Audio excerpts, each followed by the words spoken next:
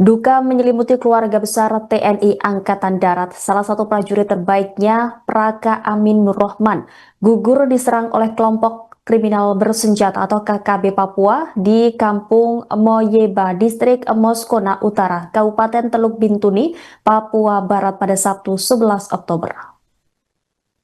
Dalam serangan yang dilakukan sekitar pukul 13.30 waktu Indonesia Timur tersebut, Praka Amin tengah melaksanakan kunjungan sosial ke warga Kampung Moyeba.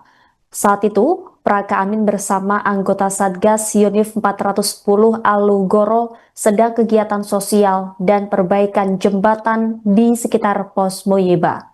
Praka Amin Nur Rohman saat itu tengah bertugas sebagai penembak DM. Download Tribun X sekarang, menghadirkan lokal menjadi Indonesia.